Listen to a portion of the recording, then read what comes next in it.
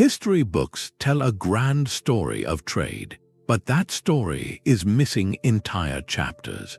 The true narrative of our connected world is not written in ledgers or treaties. It is buried under desert sand and lost beneath the sea in the ruins of forgotten port cities. This is an archaeological detective story. These vanished harbors are time capsules, preserving the physical evidence of trade networks, cultural exchanges, and economic systems that written records either ignore or barely mention. By the end of this journey, you will see the ancient world not as separate civilizations, but as a vibrant, interconnected web whose true map is only now being redrawn. Why did a fabulously wealthy Persian Gulf hub vanish so completely its location was debated for centuries? How could a Roman port in India, famous for its pepper, disappear from the land and from memory? We will piece together these barely reconstructed worlds from shattered pottery, sunken stones, and silent coins. What does it mean for our understanding of history when its most vital connections are the ones we forgot? The official story of trade was written by the winners, or more accurately, by the bureaucrats of the most powerful empires. For centuries, our understanding of ancient commerce has leaned heavily on the archives of Rome, Han China, and later European powers. These records are invaluable, but they come with a built-in bias. They are the view from the imperial capital, a ledger of what entered and left the center of power.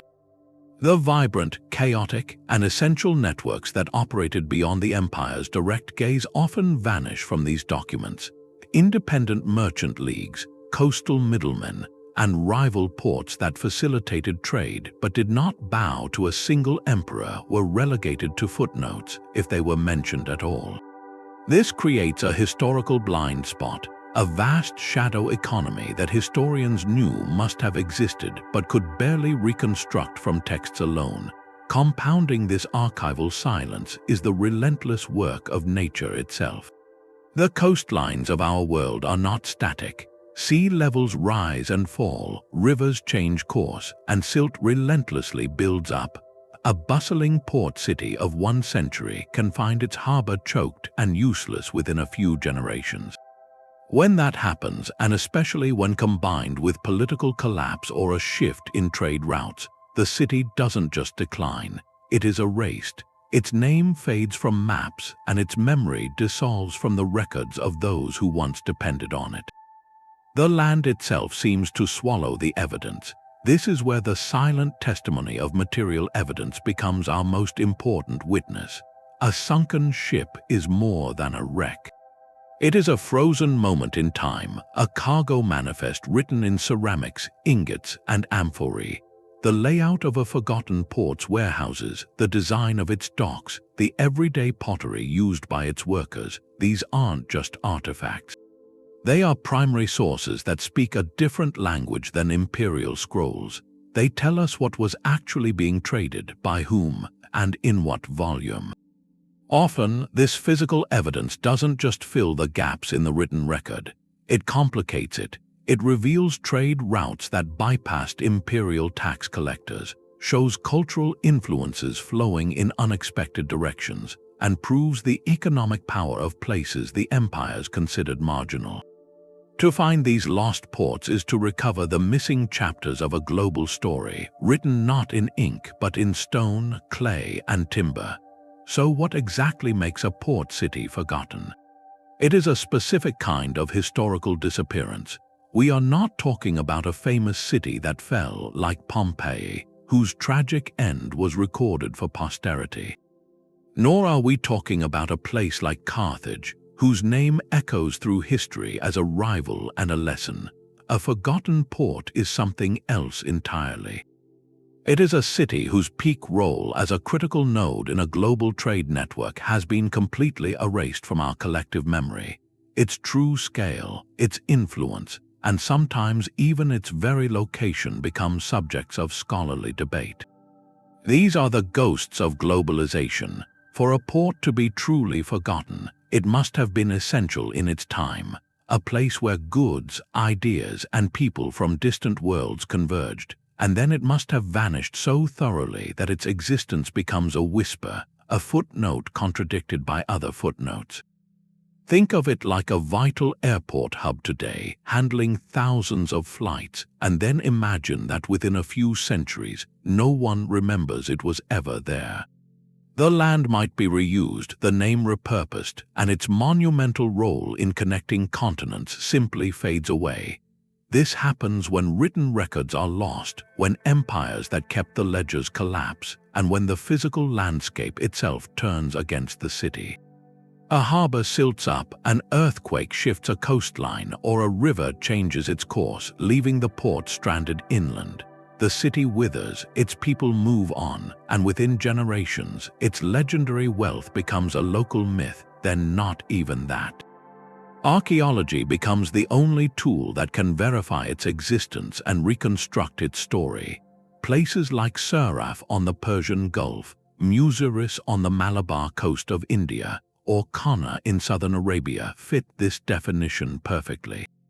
They were once household names to merchants crossing oceans, yet they slipped into such obscurity that historians spent centuries arguing over where they might have been.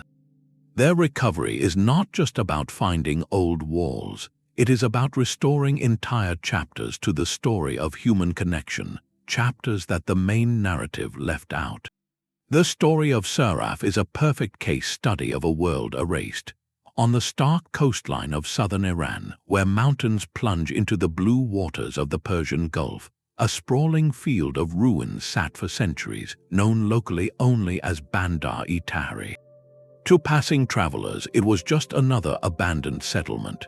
But in the 1950s, archaeologists began to peel back the layers of sand and stone, and they uncovered not a minor village but a metropolis. This was Siraf, the once legendary emporium that served as the indispensable middleman for an entire ocean. From the 8th through the 10th centuries, this was the linchpin.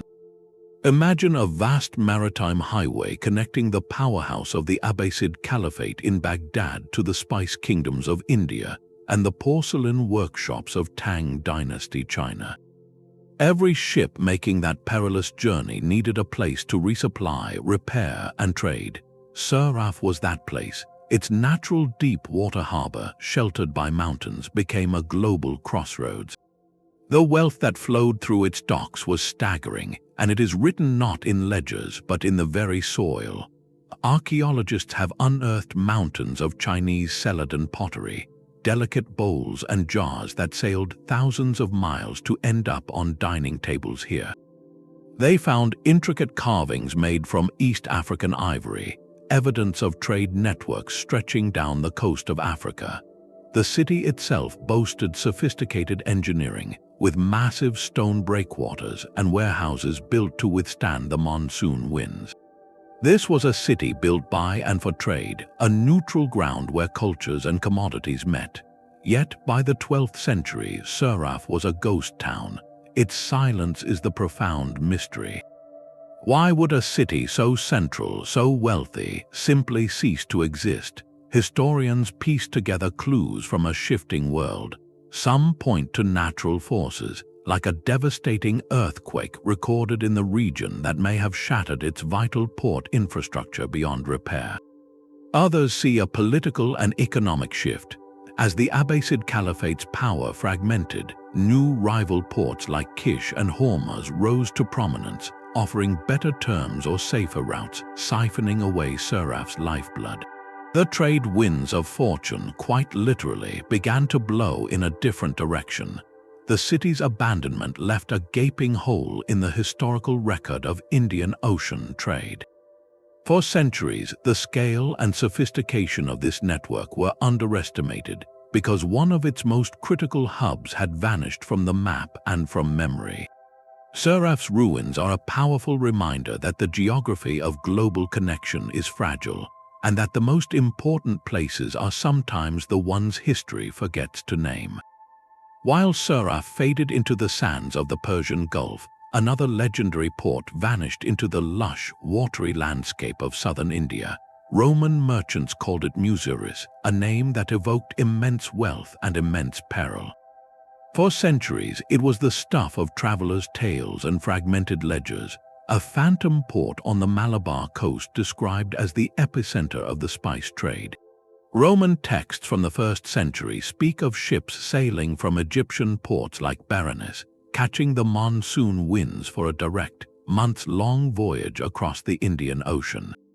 Their destination was this single, fabled harbor, where they would trade Roman gold and wine for mountains of priceless black pepper and exquisite gemstones. The Roman author Pliny the Elder even grumbled about the vast sums of wealth flowing out of the empire to this distant shore, and then Muziris simply disappeared from the maps.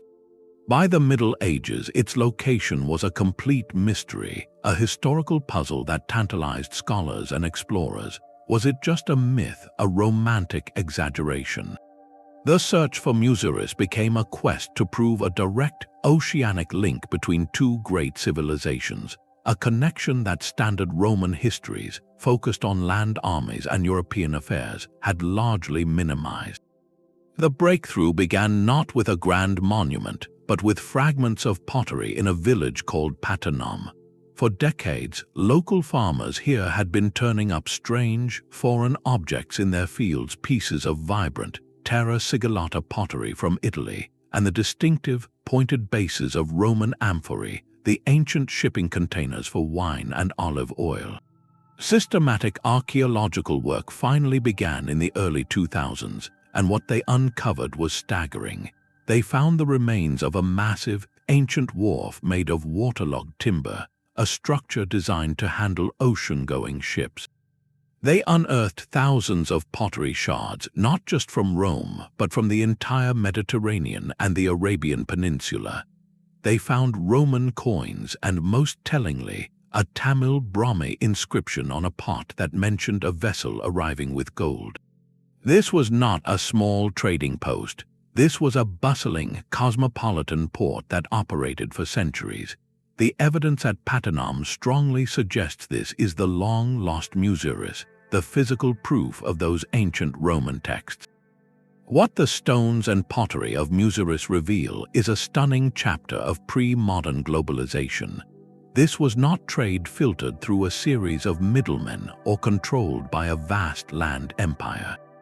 This was direct, long-distance commerce. Roman merchants, or more likely, sailors working for Roman financiers, were making a daring, annual voyage across open ocean, timing their journey with the seasonal monsoon winds. They were dealing directly with the local Tamil kingdoms of South India, exchanging goods in a vibrant market that operated outside the frameworks of the empires we usually study. The sheer volume of Roman artifacts found at Patanum tells us this was a major, sustained economic pipeline. It reshapes our understanding of the Roman economy, showing that its tentacles reached far beyond the deserts of Syria or the forests of Germania. It reached all the way to the pepper vines of India. Muziris stands as a powerful testament to a world that was interconnected in ways we are only beginning to reconstruct. A world where the most important deals were struck not in imperial palaces, but on a monsoon-swept wharf halfway across the globe. But the story of forgotten ports is not confined to the empires of Rome or the caliphates. Far to the south, on the arid coast of what is now Yemen, lies the ghost of a different kind of trade empire, one built not on pepper or porcelain, but on scent. This is Qana, a name that once meant wealth carried on the wind. For over 1,000 years, Qana served as the single most vital maritime gateway for the legendary Incense Road. All the frankincense and myrrh, those precious aromatic resins harvested from scraggly trees in the remote highlands of southern Arabia, had to pass through this port. It was the bottleneck where a desert caravan route met the open sea. From Qana, these treasures were loaded onto ships bound for the temples of Egypt, the forums of Rome, and the markets of India. Without this harbor, the entire intricate and lucrative aromatics trade, a network that financed entire kingdoms, would have been impossible. The archaeological site at modern Bir Oli is a masterclass in ancient logistics. You can still see the remains of its two artificial harbor basins, carved into the rocky shoreline to protect fragile merchant vessels from the fierce Indian Ocean swells. There are the foundations of massive stone warehouses, storage rooms that once held mountains of resin waiting for the right ship and the right wind.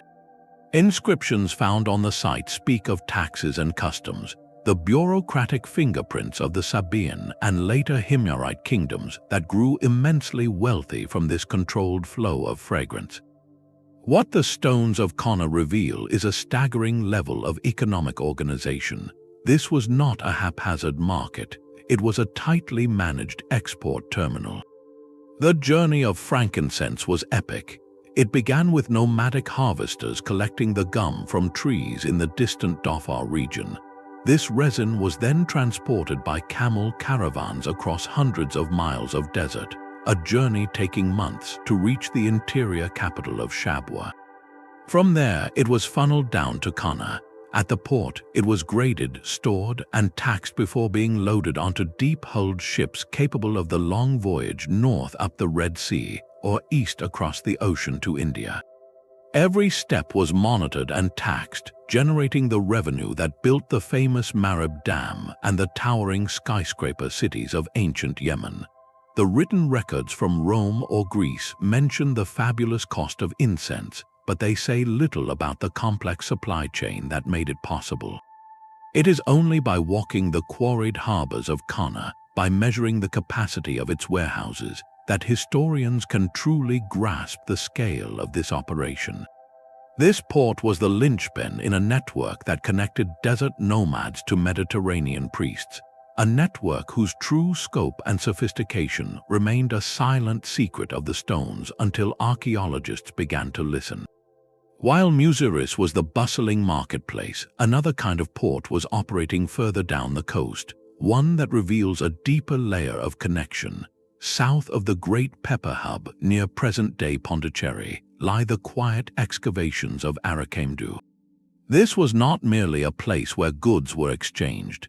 It was a factory. Arikamedu functioned as a specialized industrial port, a production and export center meticulously crafting goods specifically for the Roman world. Here, trade was not just about moving existing items across the ocean. It was about creating new products tailored to distant tastes, using a fascinating blend of local skill and imported technology. The site is a testament to integrated manufacturing on a truly global, ancient scale. The most telling evidence comes from rows of massive, brick-lined tanks found by archaeologists. These are not Indian in design. They are Roman-style vats identical to those used in the Mediterranean for a very specific industry, dyeing textiles. It appears that at Arikamedu, local artisans were using Mediterranean techniques to process and dye the fine cotton cloth for which the region was already famous.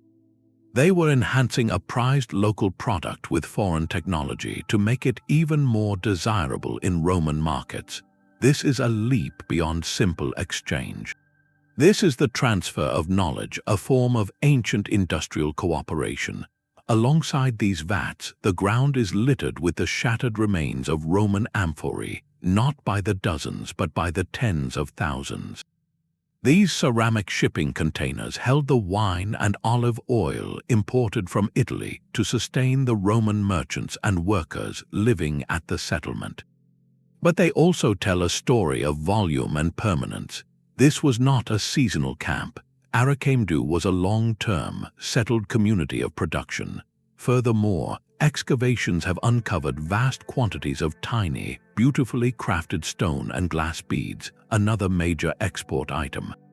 The picture that emerges is of a sophisticated, multicultural industrial zone. Local Tamil rulers likely provided the land and the raw materials like cotton and gemstones. Roman or Mediterranean specialists may have provided the technical know-how for large-scale dyeing operations, and local Indian artisans executed the work, producing finished luxury goods, beads, and brilliantly colored textiles that were then shipped directly west. Arikamedu shows us that the Indo-Roman trade relationship was not a simple buyer-seller arrangement. It was a partnership that altered local industry. It prompted the adaptation of foreign techniques to serve a trans-oceanic supply chain, creating products that were hybrid in their very making. This port reveals a world where economic integration was so profound it changed how things were made on one side of the world to suit the desires of consumers on the other. The industrial hum of Arikamedu speaks of a world adapting to distant markets, but some ports hold secrets of a far more dramatic kind. Off the coast of Egypt, where the Nile meets the Mediterranean, the seabed cradles an entire city. For over 1,000 years, the legend of Thonis-Heracleion was just that, a legend. Ancient Greek historians wrote of a grand, mandatory port of entry for all trade heading into Egypt, a place they called Heracleion. Egyptian texts mentioned a critical customs gateway named Thonis. Scholars debated for centuries whether these were two different cities or one and the same, lost to the shifting waters of the Nile Delta. Then, in the year 2000, underwater archaeologist Frank Gaudio and his team, working from a few tantalizing clues, made a discovery that rewrote the map. Their sonar scans revealed not scattered ruins, but an entire urban landscape submerged beneath 10 meters of water and a thick blanket of sediment. They had found the single, unified city of Thonis-Heracleion, a sunken gateway frozen in time. The scale of what lay on that silty seafloor is almost beyond comprehension. As divers descended, they were greeted by a silent, underwater museum of colossal proportions. They found a 5.5-meter tall statue of the god Happy, the personification of the Nile's abundance, lying peacefully on the sand. Nearby stood a monumental red granite statue of a Ptolemaic queen, and the remains of a giant temple dedicated to the supreme god Amun-Jereb. But perhaps the most haunting finds are the simpler ones. The team documented the remains of more than 70 ancient shipwrecks, their timbers mostly gone, but their presence marked by over 700 stone and lead anchors, some still stacked as if in a harbor master's warehouse. This was not a city that slowly decayed. It was a city that was swallowed, preserving a precise moment of cultural and economic fusion. Thonis-Heracleion's dual name is the key to its historical power. To the Egyptian pharaohs, this was Thonis, the official, state-controlled choke point for all Mediterranean trade. Every foreign ship, every Greek merchant vessel laden with silver, wine, and olive oil was required to dock here first. Their cargo was inspected, registered, and taxed by Egyptian officials before being transferred to smaller Nile boats for the journey upriver to cities like Naucratis and eventually Memphis. For the Greek traders, this same bustling port was Heracleion, named for the hero Heracles, a thriving colony where they could live, worship their own gods in dedicated temples, and negotiate within a framework they understood. The city was a physical and bureaucratic bridge between two vastly different worlds.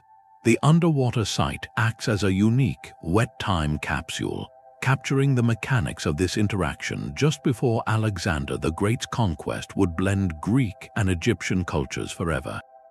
Giant stone stelae or decrees, inscribed in both hieroglyphic and ancient Greek, have been pulled from the mud. One famous decree, issued by Pharaoh Nectanebo I around 380 BC, clearly states that 10% of the tax on all goods imported from the Greek world must be donated to the Temple of Neith at Sais. This is not a historical rumor, it is a fiscal policy carved in stone found in situ. The sheer volume of anchors tells a story of constant maritime traffic, while the colossal statues, toppled but intact, speak to the city's immense wealth and religious significance. Thonis-Heracleion reveals the detailed administrative and religious machinery that governed international trade, a system historians had only glimpsed in fragmented texts. Its silent, submerged halls offer a tangible, breathtaking window into the precise moment when two great civilizations met, not on a battlefield, but on a bustling, now vanished dock. While Thonis-Heracleion guarded the gateway to Egypt, another kind of port operated far to the east, functioning not as a gatekeeper but as a global roundabout.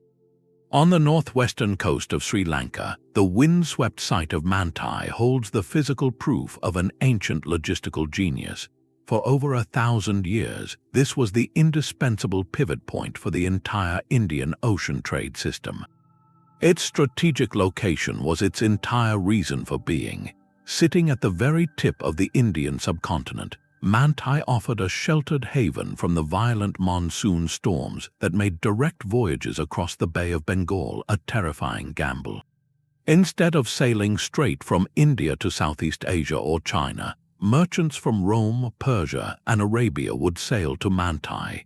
Here, they would meet ships from the east carrying the spices, gems, and silks of Java, Sumatra, and the Chinese mainland.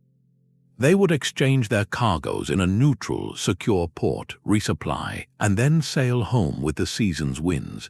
Mantai was the ultimate transshipment hub, a place where goods changed ships but merchants did not necessarily have to complete the entire perilous journey. The archaeological record at Mantai is a literal layer cake of globalization. Excavations have revealed a deeply stratified site, where each level of Earth tells a story of converging worlds. In a single dig, you might find a Roman coin from the reign of Emperor Augustus resting beside a shard of exquisite Persian Sasanian glassware. Just a few centimeters away could be the remains of a finely potted Chinese stoneware jar from the Tang dynasty. This is not the scattered evidence of occasional contact. This is the concentrated debris of constant, orchestrated exchange. The port's infrastructure was built for this purpose, with extensive wharves, large warehouses for temporary storage, and a settlement that clearly catered to a rotating, international population. The Greek geographer Ptolemy, writing in the 2nd century, described Sri Lanka as the great emporium of the East. For a long time, historians read this as a general compliment to the island's trade. Mantai proves it was a precise, technical reality. The port's existence reveals a sophisticated understanding of maritime logistics. It was safer, faster, and more economically sensible to break a long voyage into segments, using a central hub to consolidate cargo from multiple sources. This logistical model minimized risk and maximized profit, and it made Mantai fantastically wealthy. Its significance is profound because it corrects a persistent bias in trade history. The grand narratives often focus on the endpoints of journeys, the Rome or the Chang'an, but Mantai reminds us that the middlemen were not just facilitators, they were powers. They controlled the flow of information and goods, and they shaped the routes themselves. The story of Indian ocean trade cannot be told solely through the eyes of the empires at either end. It must include the pivotal, intelligent nodes in between, the places like Mantai that made the entire system not only possible but efficient. This port was the quiet, brilliant switchboard of the ancient world, and its silent ruins speak volumes about how global networks truly function. Yet the most powerful ports were not always lost to nature or shifting sands. Some were deliberately built as monuments to imperial ambition, their true purpose fading into myth long after their stones were repurposed. Just a short distance from the mouth of the Tiber River, the ground holds the blueprint for an ancient superpower. This is Portus, the colossal artificial harbor of Imperial Rome. While its name was never truly forgotten, its staggering scale and mechanical complexity were utterly lost to history for centuries. We knew Rome needed to be fed, but we never fully understood the industrial machine that made it possible until the silent ruins of this port began to speak. Rome's survival depended on grain, specifically hundreds of thousands of tons of it, shipped annually from Egypt and North Africa. The river port at Ostia was too small and treacherous for the giant grain freighters of the Mediterranean. Emperor Claudius saw the solution not as an expansion, but as a conquest of geography itself. He ordered the construction of an entirely new, artificial harbor basin, carved into the coastline and protected by a massive, curving breakwater. Later, Emperor Trajan added a magnificent inner hexagonal basin connected by canals. This was not a port that grew organically. It was engineered from the ground up as a single, vast machine for import. For generations, historians saw Portus as impressive, but its operational secrets were buried. Recent archaeology, using ground-penetrating radar and meticulous excavation, has reconstructed this machine down to its last gear. The focus has shifted to the port's colossal warehouses, the Horia. These were not simple sheds. They were multi-story, fireproof storage complexes with raised floors to keep grain dry and vast internal courtyards for sorting and redistribution. Excavations of the canal systems show how barges, having been unloaded from the deep-sea ships, could navigate right into the heart of these warehouses, their cargoes transferred with ruthless efficiency. The entire layout was a study in fluid dynamics designed to minimize time and labor. Every artifact tells a story of scale. Mountains of amphorae shards, meticulously sorted by origin, reveal that alongside the state-controlled grain, a flood of olive oil from Spain, wine from Gaul, and exotic goods from across the empire flowed through this single point. Lead ingots stamped with imperial marks, found in the harbor silt, speak of state-managed metal supplies. This port was the physical intake valve for the Roman economy, a centralized, state-driven system of a size the world would not see again for over 1,000 years. The material evidence from Portus does more than confirm Rome's might. It defines it. This was an economy run with the precision of an engineer, where logistics were a form of power. The forgotten detail was not the port's existence, but its breathtaking industrial reality. It reveals an empire that thought not just in terms of legions and laws, but in cubic meters of storage, in tonnage per hour, and in the silent, ceaseless flow of goods that turned a city of 1 million people from an impossibility into a fact. But the story of trade empires is not always written in stone and marble. Some of the most influential powers in history built their wealth on mud and moving water. Deep in the humid, tangled river deltas of Sumatra, the earth hides the footprints of a maritime superpower that modern maps forgot. For centuries, the name Srivijaya echoed in a handful of Chinese dynastic records as a distant, wealthy kingdom of the southern seas. Historians knew it existed, but they could barely reconstruct it. They searched for a single, glorious capital city, a Southeast Asian Rome. What they found instead, in places like Samboja along the winding Musi River, was something far more interesting and far more powerful.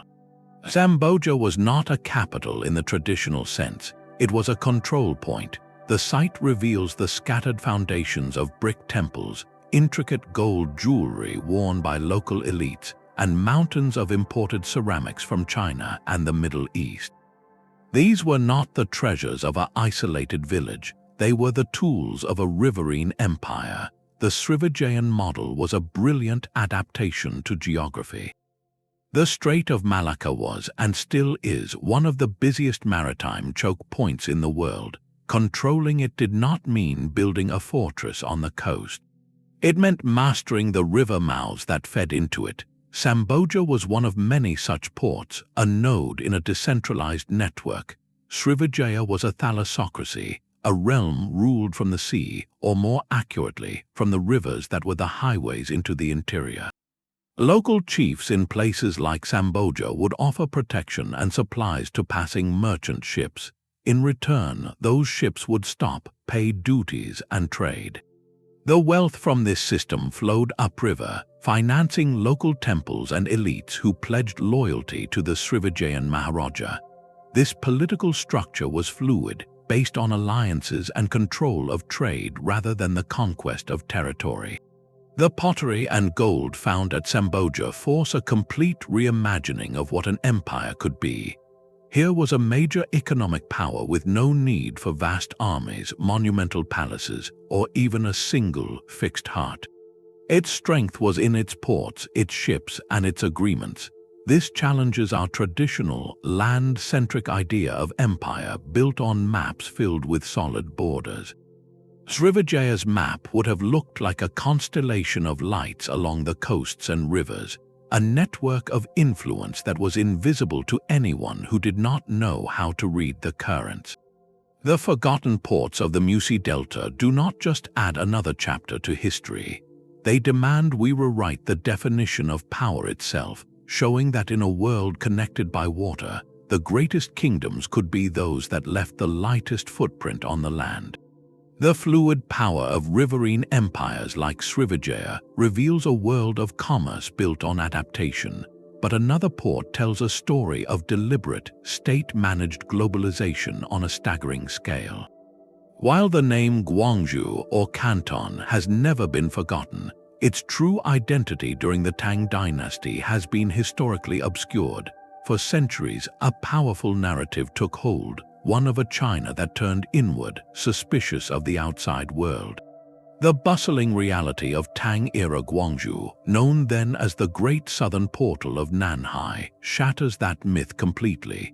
This was not a passive recipient of foreign goods. It was the dynamic, bureaucratic terminus of the Maritime Silk Road, a city where the world came to China, and China orchestrated the entire exchange. The scale of this operation was managed by a specific imperial office, the Superintendent of Maritime Trade.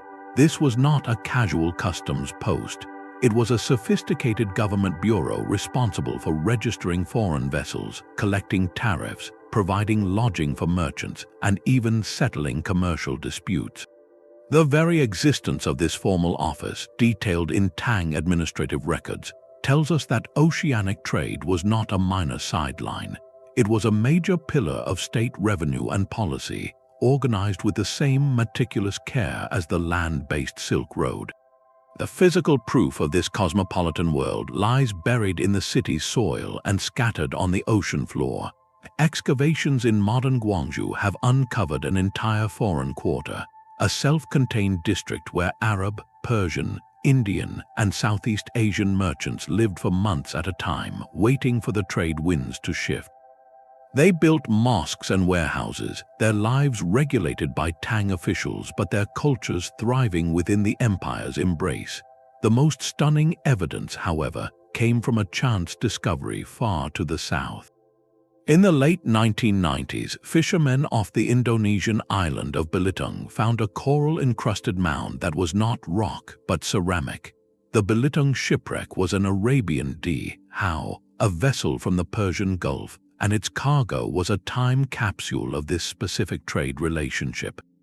It carried over 60,000 pieces of Tang dynasty ceramics, from mass-produced bowls to exquisite gilt silverware, all destined for Middle Eastern markets. But it also carried gold and other luxuries from the west, heading for Chang'an. This single shipwreck is a frozen ledger entry, proving the direct, long-distance commercial link between the Abbasid Caliphate and Tang China, with Gwangju as the mandatory port of call. The artifacts from Gwangju and wrecks like the Belitung reconstruct a world of astonishing cultural fluidity. Chinese ceramics were made to suit Arab tastes, with designs incorporating Islamic motifs. Foreign coins circulated in the markets, and exotic spices transformed Tang cuisine and medicine. This was not isolationism. It was a calculated, open-door policy that fueled one of China's golden ages. The story of Nanhai forces us to rewrite a lazy historical trope. It reveals a Tang dynasty that looked confidently southward to the sea, mastering the currents of global trade with a bureaucracy that welcomed the world, all through the ordered, bustling chaos of a port whose full story we are only now beginning to appreciate. Deep in the coastal forests of Kenya, miles from the modern shoreline, stand the silent stone walls of Hedeby. This is not a port. There is no harbor here, no view of the sea, no wharves for ships. Yet Hedeby is one of the most sophisticated ruins of the Swahili coast, a town of grand houses with vaulted ceilings, intricate plasterwork, and a complex street grid. Archaeologists found evidence of immense wealth here, from Chinese celadon porcelain to Venetian glass beads and ornate bronze lamps from the Middle East. The mystery is profound. How did a town so rich in oceanic trade goods exist so far from the ocean? Where was its port? The answer forces us to rethink the very idea of a port city. Hedeby was not an isolated anomaly. It was part of a brilliant, deliberate system. The town itself was a secure administrative and residential center, a place for the ruling elite, the merchants, and the scholars to live in safety and grandeur. Its inland location protected it from the sudden raids of rival city-states and from the unpredictable violence of coastal storms. The actual point of trade was a smaller, seasonal landing site on the coast, a place archaeologists call Mambrui. During the trading season, when the monsoon winds brought ships from Arabia, India, and beyond, goods would be offloaded at this simpler, more exposed coastal site. From there, they would be carried inland along well-established paths to the security of Hedeby. This separation was a masterstroke of social and defensive organization. It meant the heart of the community, its wealth, its archives, and its families were insulated from the constant comings and goings of strangers and the dangers of the open shore. The bustling, temporary port was almost disposable, a front door that could be opened or closed as needed. Hedeby reveals a nuance completely missing from our simple models of ancient harbors.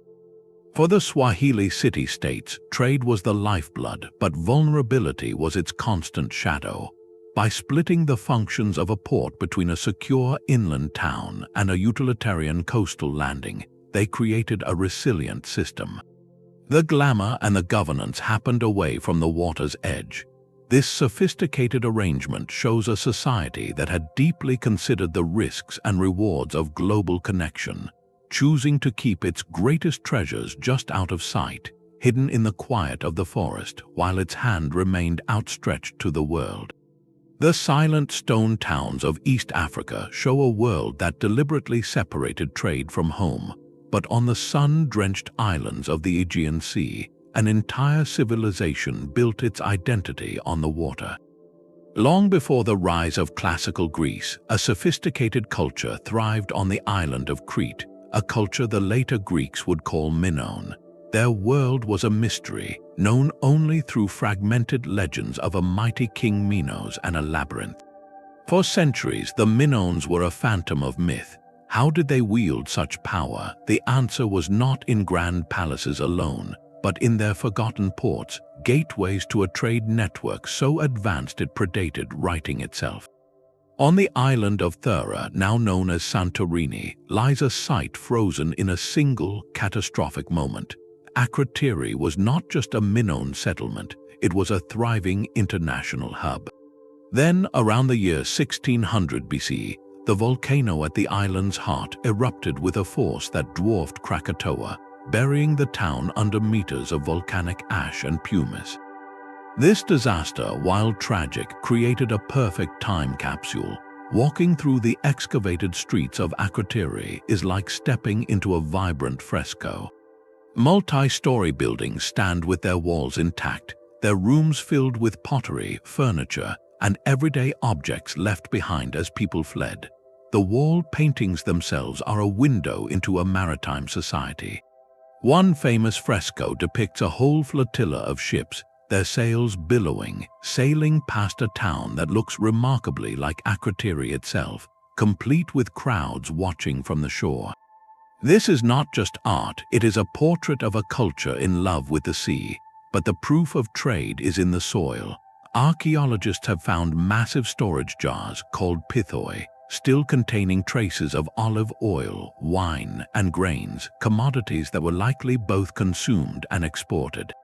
They have uncovered precious stones like lapis lazuli from distant Afghanistan and copper ingots from Cyprus, the raw material for Bronze Age tools and weapons. Most telling are the standardized stone weights found throughout the site. These carefully carved stones, consistent in size and measure, were the essential tools of commerce in a world without coinage. They allowed a merchant from Akrotiri to conduct fair business with a trader from Egypt or Anatolia, using a mutually understood system of value. This physical evidence paints a picture of a highly organized, pre-literate mercantile economy operating across the entire eastern Mediterranean. Meanwhile, on the southern coast of Crete itself, the site of Komos adds another layer to this maritime puzzle. Excavations here revealed a massive, multi-phased structure that archaeologists initially struggled to identify. It had long, parallel walls resembling storage magazines, but its scale and orientation were unusual. The leading theory now suggests Komos was a monumental shipshed, a protected gallery where vessels could be hauled ashore for repair and maintenance during the stormy winter months. The design of these structures shows possible influences from the Near East, hinting at shared maritime technology or even foreign architects. Komos was likely the main harbor for the Great Palace at Phaistos, functioning as the vital logistical link between the Cretan interior and the wider world. Together, Akrotiri and Komos help reconstruct what historians call a Minoan thalassocracy, a term meaning rule by the sea. This was not an empire of conquest with defined borders, but a sphere of influence built almost entirely on commercial relationships, naval prowess, and cultural prestige. The Minoans, with their fast, graceful ships, seem to have established a web of trading posts and friendly ports, from the Nile Delta to the shores of the Levant. They traded their exquisite pottery, saffron, and olive oil for metals, ivory, and ideas. The later Greek legends of Minos and his powerful navy now appear less as fantasy and more as a faded memory of this very real maritime supremacy. Without the ash-sealed ruins of Akrotiri and the silent shipsheds of Komos, the Minoans would remain shadowy figures in a labyrinth of myth. These ports give substance to the legend, revealing a sophisticated, connected world that mastered the waves 1,000 years before the Parthenon was even a dream. Long before Rome dreamed of an empire, another people mastered the sea. On a windswept island off the Atlantic coast of Spain, the ancient city of Gadir, known today as Cadiz, holds the foundations of a commercial revolution. Its legendary founding, dated by later Roman historians to around 1100 BCE, was wrapped in myth, said to be the work of sailors from the distant city of Tyre. For centuries, these stories felt like epic tales, but the soil of Cadiz tells a different, more tangible story. Recent archaeology has cut through the legend to reveal the physical blueprint of the earliest long-distance colonization in the Western Mediterranean. This was not a random landing. It was a deliberate, calculated implantation of a trade network onto the very edge of the known world. The evidence is etched in pottery and stone. Excavations in the oldest parts of the city have uncovered layers rich with distinctive Phoenician ceramics, the painted plates and storage jars that are the fingerprints of this seafaring culture. More telling are the remnants of industrial activity. Archaeologists have found the furnaces and slag heaps of early metalworking facilities. This is the key to understanding the why. The region of southern Spain, known in antiquity as Tartessos, was legendary for its mineral wealth, particularly silver. The Phoenicians were not just casual traders passing through. They set up permanent workshops to process the raw ores into ingots, a form of wealth that was compact, valuable, and perfect for long-distance transport. Alongside these workshops, the faint outlines of early harbor structures have been identified, simple quays and jetties that transformed a sheltered bay into a permanent gateway. What Gadir reveals is the stunning scale and sophistication of Phoenician ambition. This port was not a lonely outpost. It was a cornerstone in a vast, interconnected system. From their homeland in the Levant, modern-day Lebanon, Phoenician sailors established a chain of similar colonies across the Mediterranean, from North Africa to Sicily, Sardinia, and beyond. Each was a secure node, a place to resupply, repair ships, and exchange goods. Gadea was the ultimate western terminal of this network. Its establishment shows the Phoenician model was not about conquering vast territories, but about controlling strategic points of exchange. They sought not to rule land, but to dominate the routes between resources and markets. This physical evidence corrects the vague picture passed down by later Roman sources, who often viewed the Phoenicians through a lens of rivalry and mystery. The pottery, the metal shops, and the harbor stones of Cadiz show a process of cultural and economic development that was proactive, not accidental. These enclaves became centers of cultural fusion, where Phoenician gods were worshipped alongside local deities, and where technologies like alphabetic writing and advanced pottery were introduced to Iberian societies. The port of Gadea, therefore, is more than a historic city. It is the archaeological proof of a paradigm, a template for economic globalization that would shape the Mediterranean for a millennium, all starting from a calculated decision to build a permanent home at the very end of the map. The blueprint for a maritime empire can be written in water as much as in stone. Far from the Mediterranean world, in the lush, flooded plains of southern Vietnam's Mekong Delta, the earth holds the grid of a forgotten metropolis. This is Ark-Eo, and for centuries it was little more than a local name attached to a field of odd bricks and pottery shards. Then, archaeologists began to map it. What they uncovered was not a simple village, but the vast, engineered heart of the Funan Kingdom, a civilization that Chinese envoys wrote about with awe, but which later historians began to doubt ever truly existed. Ark-Eo is the proof, a port city of staggering scale and cosmopolitan reach that rewrites the early history of Southeast Asia. The first clue to its importance is its very layout, visible from the air. The city was not built along a natural river. It was constructed within a massive, human-made network of canals, some over 100 meters wide. These were not just drainage ditches.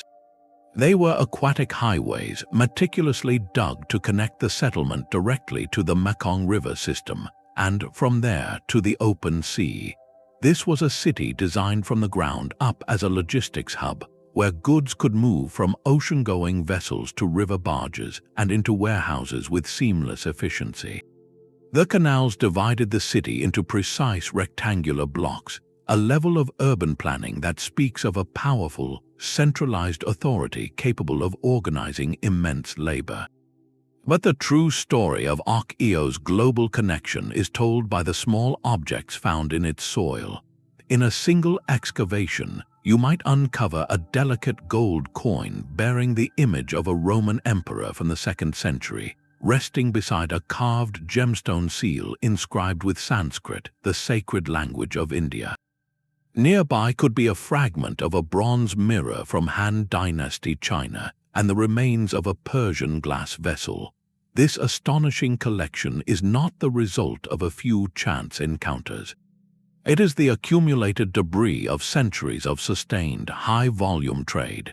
Ark-Eo sat at the perfect geographic pivot.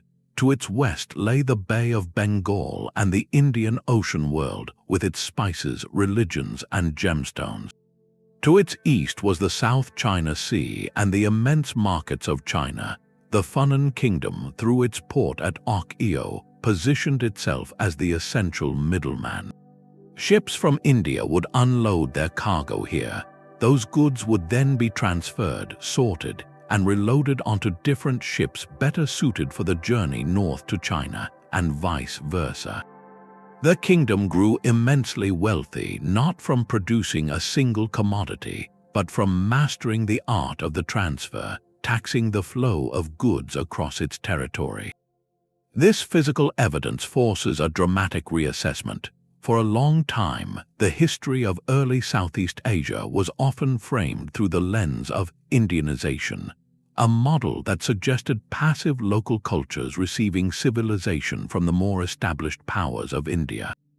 Archaeology shatters that view. The people of Funan were not passive recipients. They were active, shrewd architects of their own destiny.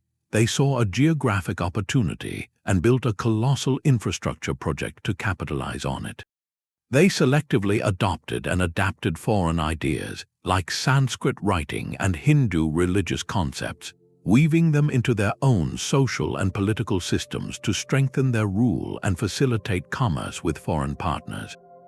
The gold, the coins, and the pottery are the receipts of a sophisticated, sovereign power that negotiated as an equal with Rome, Persia, India, and China. The city's eventual decline, likely linked to shifts in trade routes and the rising power of rival kingdoms inland, led to its abandonment. The canals silted up, the jungle crept back, and the mighty port faded into legend. Until the bricks and the beads were found, Funan remained a ghost in Chinese texts. Archaeology resurrects that ghost, giving it streets, canals, and a vibrant, noisy waterfront. It reveals a Southeast Asia that was never a remote backwater, but a dynamic, integral player in the first great age of transoceanic trade, a region that built its own unique civilizations by confidently connecting the great markets of the world. While the sun-baked ports of the Mediterranean and Indian Ocean thrived, a different kind of trade network was taking shape in the cold waters of the north. Far from the grand stone harbors of Rome or the canal cities of Funan, the Vikings built their commercial empire on a string of bustling, fortified market towns. Places like Birka in Sweden and Hedeby in Denmark were not just settlements. They were Emporia, specialized trading hubs that formed a connected web across Scandinavia and beyond, revealing a side of Viking society the famous sagas often overlook. The archaeological record at these sites is a catalogue of quiet commerce. At Birka, situated on an island in Lake Mälaren, excavations have uncovered dense clusters of workshops.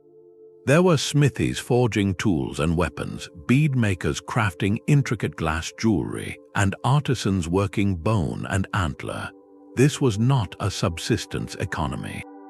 This was small-scale, specialized production for a market, but the true story of Birka's reach is told by what arrived from afar. In the graves of its wealthier inhabitants, archaeologists have found fragments of fine silk from Byzantium, shimmering glassware from the Rhineland, and silver coins minted as far away as the Abbasid Caliphate. These were not the spoils of a raid, they were the inventory of a merchant. Hedeby, located at the base of the Jutland Peninsula, was even more strategically vital. It sat at the narrowest overland crossing between the Baltic and North Seas. Goods from the east could be unloaded at Hedeby, carried a short distance overland on carts, and reloaded onto different ships for the journey west, avoiding the long and dangerous sea voyage around Denmark.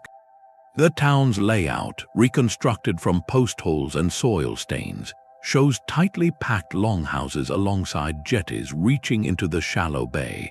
Defensive earthworks and a semi-circular rampart surrounded the settlement, a clear sign that while trade was welcome, the wealth it generated needed fierce protection.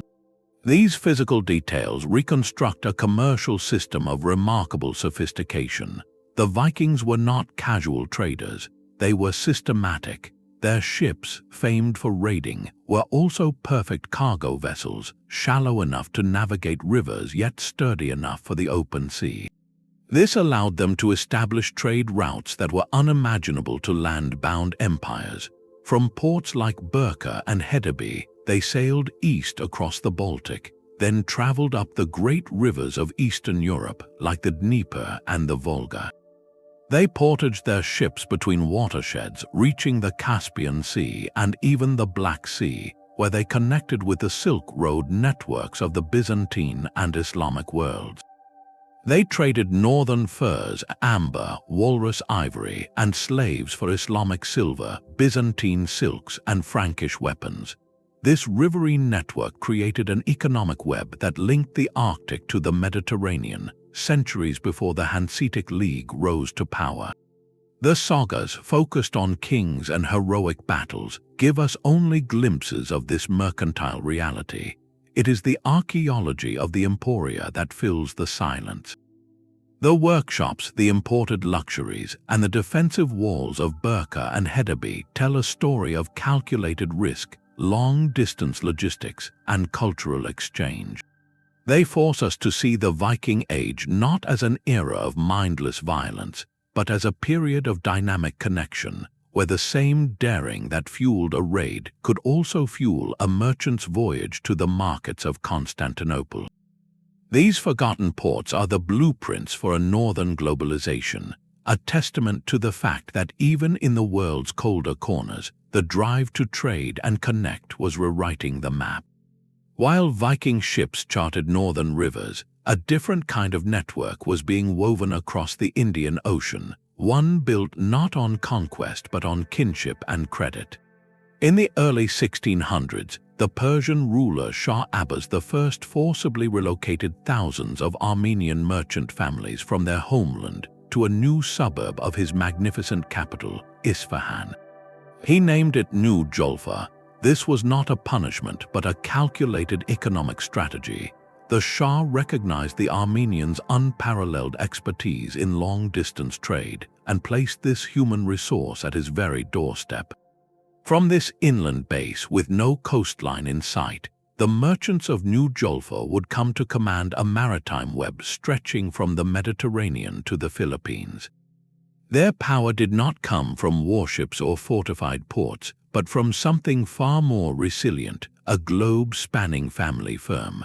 The Jolfan merchants operated as a tight-knit diaspora. They established permanent trading bases known as Qanas in critical ports across the world. You would find their offices in Madras and Calcutta in India, in Manila in the Spanish Philippines, and in cities across the Ottoman Empire and Russia. Each Qana was staffed by a trusted agent, often a younger relative, who reported back to the main family firm in Isfahan. This created a trusted information and financial network that could move goods and capital across continents with astonishing speed and security.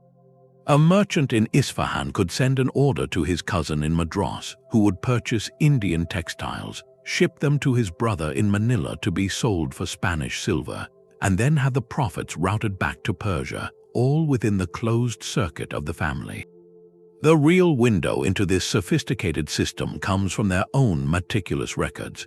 Unlike the state-sponsored archives of European companies, the Jolfans kept private ledgers, wrote thousands of letters on flimsy paper, and drafted complex legal contracts. These documents, preserved in family archives and monasteries, reveal an economic engine running on advanced credit. They used sophisticated instruments like bills of exchange, which were essentially handwritten checks that could be redeemed for cash in another city, eliminating the need to transport heavy chests of silver across pirate-infested seas. Their system of trust, enforced by family honor and communal reputation, was their most valuable currency.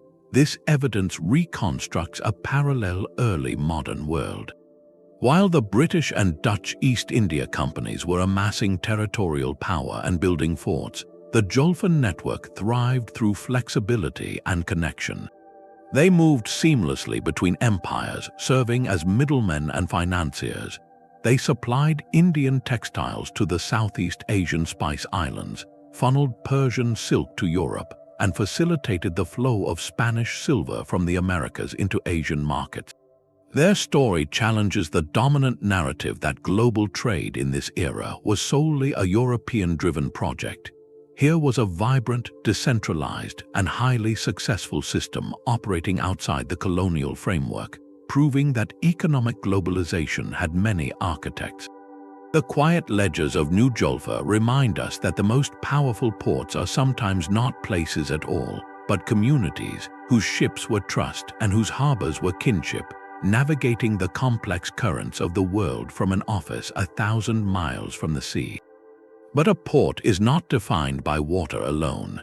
It is defined by connection, by serving as a node where distant worlds meet. If we follow that logic, then some of history's greatest ports were not built on coastlines but on seas of sand. The legendary cities of the Sahara Desert, places like Timbuktu, Gao, and Order Coast, were not isolated desert outposts. They were the bustling harbors of the trans-Saharan trade, oases that functioned as perfect analogues to maritime ports, docking the great ships of the desert, the camel caravans. This network, often called the Sand Road, was a logistical marvel that wove together the economies of the Mediterranean and West Africa for centuries, creating a level of continental integration that written histories, focused on European or Middle Eastern perspectives, barely acknowledged.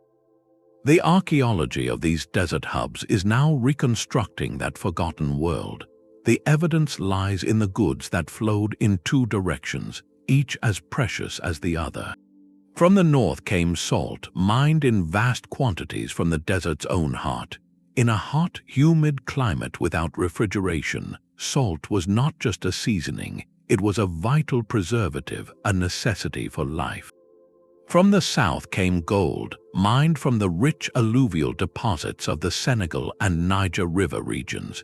This gold would eventually fuel the economies of North African dynasties and even flow into the minting houses of medieval Europe. But the exchange was far richer than just two commodities. Copper from mines in the Sahara, coveted for tools and ornamentation, traveled south. Textiles, glassware, and books moved in both directions. Perhaps the most profound cargo of all was knowledge. In cities like Timbuktu, the wealth generated from trade was invested in scholarship. Vast private libraries were assembled, containing thousands of manuscripts on astronomy, law, medicine, and theology, written in Arabic and local African languages. These fragile pages, preserved for centuries in desert air, are the intellectual treasure of the Sand Road, proving these were centers of cosmopolitan learning, not just commercial exchange. The physical layout of these cities mirrors that of a coastal port. They were built at strategic points where caravan routes converged, at oases that provided the essential harbor of water and rest. They had their own versions of warehouses, customs officials, and crowded market squares where Berber merchants from the north met with man traders from the south. The journey itself was a maritime voyage in every sense but the medium. Caravans of thousands of camels, guided by expert Tuareg navigators who read the stars and the dunes like ocean currents, would undertake a 2-month journey across a hostile, waterless expanse. Reaching an oasis like Timbuktu was like a ship finally making landfall after a long ocean crossing. The city provided safety, supplies, and a neutral ground for transaction. To see these desert hubs as ports is to fundamentally reshape our map of the ancient and medieval world. It reveals an Africa that was not an isolated continent, but a central player in a vast economic web that stretched from the forests of West Africa to the markets of Venice and Cairo. The gold that reached Europe, the salt that preserved food in the Sahel, the scholarly traditions that flourished in Timbuktu's universities, all of this was made possible by a trade network whose scale and sophistication rivaled the more famous Silk Road. The silent, sun-baked ruins of these desert ports are now speaking, and they tell a story of connection across the most formidable barrier on Earth, a story that was there all along, waiting for us to learn how to read the sand. The fate of a forgotten port is never a single story of disaster, but a perfect storm of converging forces. These vibrant hubs did not simply fade away, they were unmade, and the speed of their erasure from history followed a chillingly consistent pattern. First came the assault from the natural world itself. Harbors, the very reason for a city's existence, could become its coffin.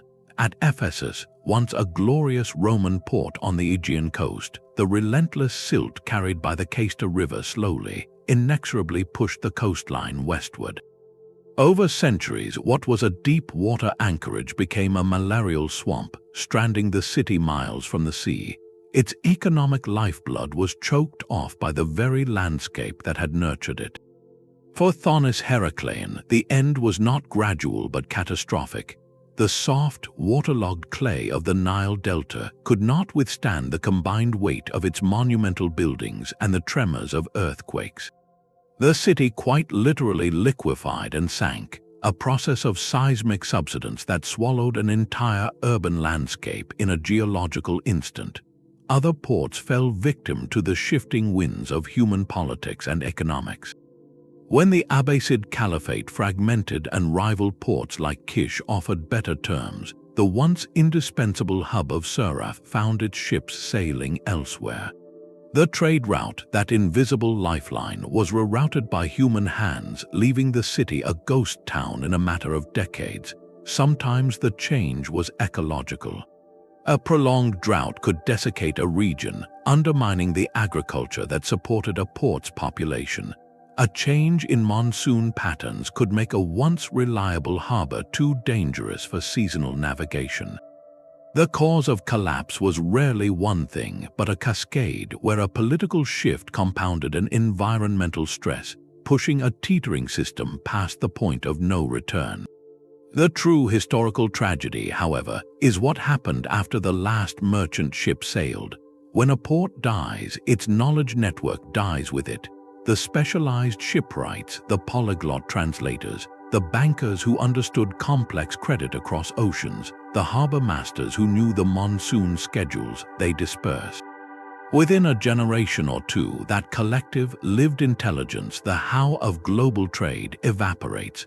The physical infrastructure rots, is quarried for other buildings, or sinks beneath the waves. What remains are scattered, cryptic hints in the texts of other, surviving civilizations.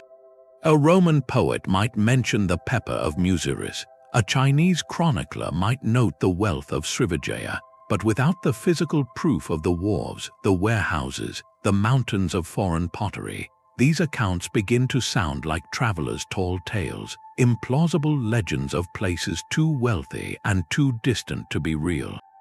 This is how entire trade circuits vanish from memory. The map of the world, in the minds of later historians, contracts. Connections that were once vibrant and routine become theoretical, then mythical, then forgotten. The material evidence from archaeology does more than confirm old stories. It resurrects entire worlds that this cycle of collapse and amnesia had erased, forcing us to acknowledge that our historical memory is far shorter and more fragile than the connections our ancestors once forged. A sunken ship is a moment frozen in the act of crossing, while the silent stones of a forgotten port tell us of a place. The wreck of a merchant vessel tells us of the journey itself. These underwater archives provide the ultimate, independent corroboration for the trade worlds we are reconstructing. A ship's cargo, preserved on the seafloor, is a snapshot of global exchange, captured on a specific day centuries ago. It is a primary source that cannot lie, exaggerate, or forget. The analysis of these wrecks, from their hull construction to the last amphora in their hold, offers irrefutable evidence that fills the gaps left by ruined ports and silent ledgers. Take the Belitung shipwreck discovered off the coast of Indonesia. This was an Arabian dhow, a vessel from the Persian Gulf, and its cargo was a single, monumental transaction. It carried over 60,000 pieces of Tang Dynasty ceramics, from humble storage jars to exquisite gilt-decorated bowls, all mass-produced for a foreign market. Alongside this mountain of pottery were gold and other luxuries from the West. This single ship validates the entire reconstructed system of the Maritime Silk Road. It proves the direct, long-distance link between the Abbasid Caliphate and Tang China, with ports like Guangzhou as the mandatory hubs. The cargo's composition, almost entirely Chinese export ware, tells us about specialized production for overseas consumers. Its location in the Java Sea maps the precise southern route ships took to catch the monsoon winds. This wreck is not a suggestion, it is a fact, a frozen ledger entry that confirms the scale and specificity of trade that written histories could only describe in general terms. Even older is the Uluburan shipwreck found off the southern coast of Turkey. dating to the late 14th century BCE. It is a time capsule from the late Bronze Age, an era before the rise of classical empires. Its cargo was a floating treasure trove of raw materials from at least 7 different cultures. There were 10 tons of copper ingots from Cyprus, a ton of tin likely from Anatolia or Afghanistan, ebony logs from Nubia, ivory from elephants and hippos, glass ingots from Mesopotamia, and pottery from Cyprus and Canaan. This single vessel was a microcosm of an entire interconnected Mediterranean and Near Eastern economy. The presence of personal items, like a gold scarab bearing the name of the Egyptian Queen Nefertiti, suggests even royal correspondence moved along these trade routes. The Ulubiorun wreck provides the physical proof for a sophisticated, pan-Mediterranean network that historians had inferred from scattered artifacts in palaces and tombs.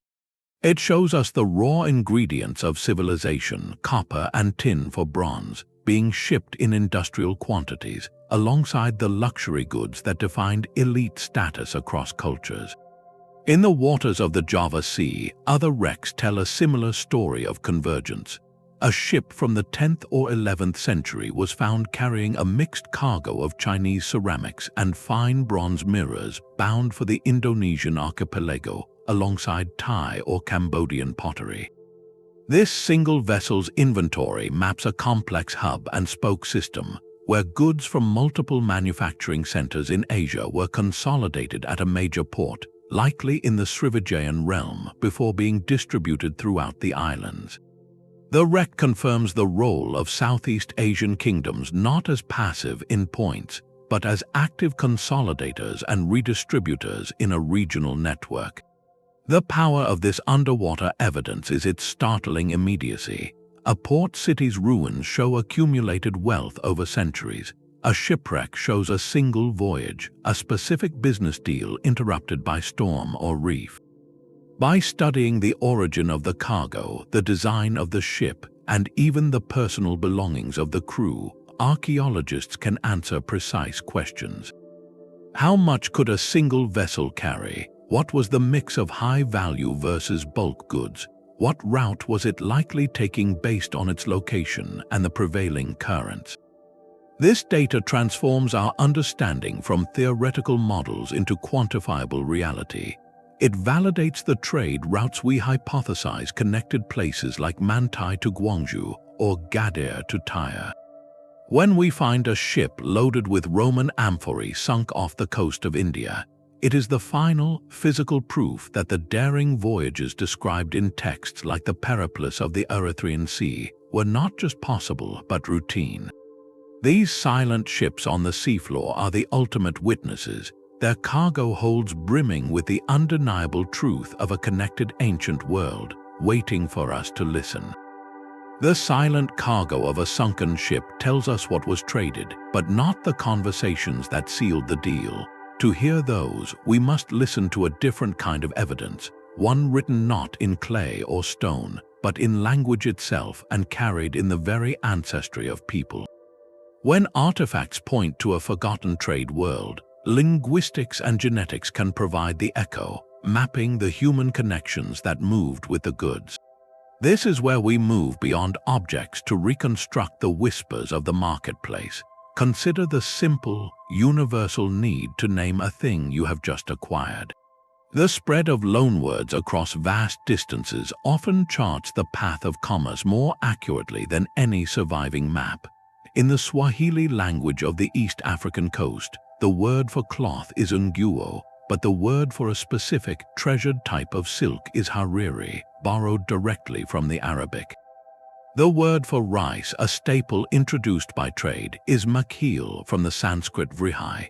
These are not random adoptions, they are linguistic receipts, proof of what was being traded and who the primary suppliers were. Similarly, across Southeast Asia, words for weights, measures, and numerals related to commerce often show roots in Indian languages, reflecting the deep economic influence of traders from the subcontinent. Even place names hold power. The name Malacca itself is thought to derive from the Arabic word for meeting or gathering. a perfect description for a legendary strait where merchants convened. By tracing these embedded words, linguists can reconstruct channels of cultural influence that flowed alongside spices and silks, revealing which foreign communities were so entrenched in a port's daily life that they changed its very vocabulary. The movement of writing systems tells a parallel story of sophisticated exchange. The spread of the Brahmi script from India to ports across Southeast Asia was not merely an artistic trend. It was a practical necessity for administration and trade in emerging kingdoms like Srivijaya.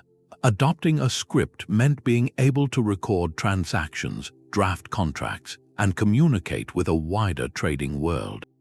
It was a tool for power and participation.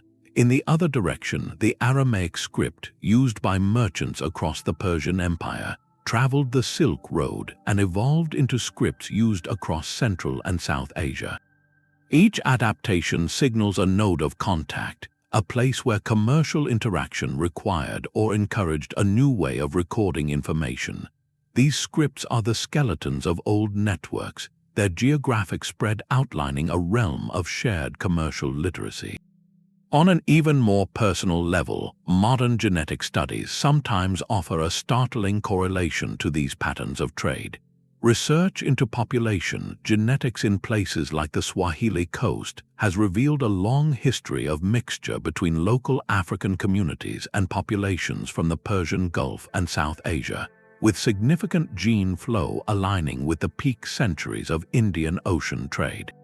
This does not mean every trader settled permanently, but it strongly suggests established diaspora communities, where merchants, sailors, and artisans put down roots, married, and became part of the social fabric. In the Mediterranean, genetic studies have traced the spread of certain lineages that mirror the Phoenician and Greek colonial networks, suggesting not just the exchange of parts, but the movement of families and the establishment of new homes far from the homeland.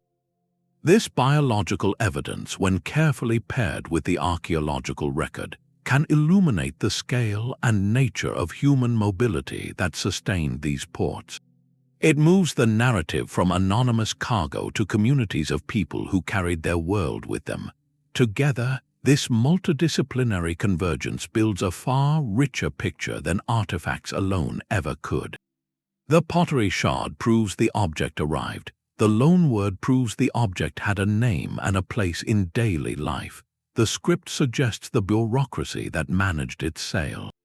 And the genetic signature hints at the people who brokered the deal, who may have stayed, and whose descendants still carry that history. This is how we rebuild vanished worlds, not as sterile collections of things, but as living, breathing networks of human connection, where every transaction was also a conversation, and every ship's arrival wove another thread into a tapestry of global culture that we are only now learning to see in full. Sometimes the most powerful truth is the one that contradicts the official story. For generations, our understanding of global trade was built on the written records left by empires.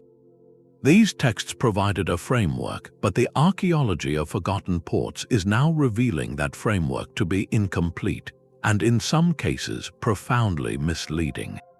The physical evidence pulled from the earth and the sea is forcing historians to rewrite chapters they thought were settled, challenging narratives that have persisted for centuries.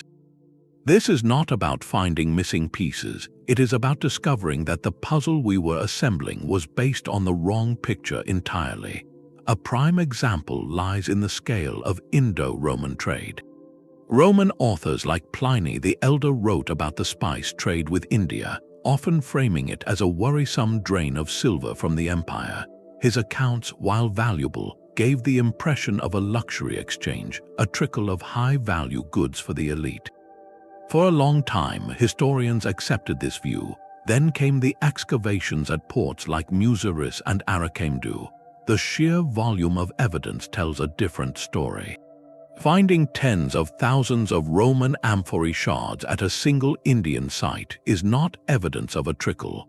It is evidence of a flood. The standardized Roman pottery, the industrial-scale dyeing vats at Arikamedu, and the shipwrecks laden with thousands of mass-produced items point to a vast, systematic, and sustained commercial pipeline. This was not just about pepper for patrician banquets. It was about supplying a Mediterranean-wide demand for Indian textiles, gemstones, and other goods, involving hundreds of ships and moving economic resources on a scale that Roman texts, focused on senatorial politics and military campaigns, simply failed to capture. The archaeology reveals an economy far more globally integrated than the written record alone suggested, forcing a complete reassessment of Rome's economic reach and the sophistication of early globalization. This pattern of contradiction repeats itself across the map, particularly in regions later subjected to colonial rule. For much of the modern era, colonial-era historians often portrayed pre-colonial African and Southeast Asian societies as isolated, primitive, or passively waiting for civilization from the outside. The forgotten ports of these regions dismantle that narrative completely. Take the Swahili stone towns like Hedeby or Kilwa. European explorers arriving in the 19th century saw ruins of coral stone palaces, mosques, and elaborate houses, but often attributed them to foreign Persian or Arab settlers, denying local African innovation. The archaeology tells a richer, more complex story of synthesis. While trade goods and some architectural influences came from across the Indian Ocean, the cities themselves were built by local African communities, the Swahili people, who selectively adapted foreign ideas to serve their own sophisticated mercantile society. Their urban planning, their advanced masonry techniques, and their unique blend of cultures were an indigenous achievement of a cosmopolitan civilization that had been trading with the world for a millennium. Similarly, the vast Canal city of Ok-Io in the Mekong Delta proves the Funan Kingdom was not a primitive backwater receiving Indian culture, but an ingenious, state-level power that engineered a logistical hub to profit from its pivotal geography. These material facts give voice to societies whose own histories were often oral, and whose legacies were marginalized by later imperial narratives. They force us to listen to a different perspective, one written in urban grids and imported pottery, not in colonial archives. This is the ultimate power of the forgotten port. It represents the view from the harbor, not the view from the palace. Imperial historians wrote from the center of power, chronicling what entered and left the treasury, glorifying conquests and recording the deeds of kings. The merchant on the dock, the harbor master tallying amphorae, the local ruler taxing a shipment of ivory, they rarely wrote the grand chronicles. Their story was in the transactions, in the cultural blends, in the everyday reality of connection. When a port like Siraf or Mantai vanishes, it is that ground-level perspective on globalization that vanishes with it. The archaeology of these places recovers not the official version of history, but the lived experience of it. It shows us the world as it was actually connected, through a million small deals and adaptations, rather than as it was officially recorded through treaties and tax rolls. This evidence challenges us to ask who gets to write history and whose stories we consider important. By listening to these silent stones, we are finally hearing the voices of the networks themselves, the previously silent nodes that truly made the world go round. The ancient marketplace was filled with scents and textures that have long since vanished. We can hold a Roman amphora, but we cannot smell the wine it carried. We can find the stone weight, but we cannot feel the silk it measured. This presents the single greatest challenge in reconstructing these trade worlds. The most valuable commodities in history were often the most perishable. Spices, perfumes, fine textiles, exotic woods, and precious dyes formed the heartbeat of ancient economies, yet they leave almost no direct trace in the archaeological record. A port's stone wharves and broken pottery are merely the skeleton of its story. To understand the living, breathing economic body that moved through it, we must learn to see the ghost of a cinnamon bark or the shadow of a bolt of linen. Historians and archaeologists have become detectives of the invisible, using ingenious methods to infer the presence of what has been lost to time. One primary clue is the container. A beautifully crafted Roman glass vial found empty in an Indian port almost certainly did not travel thousands of miles empty.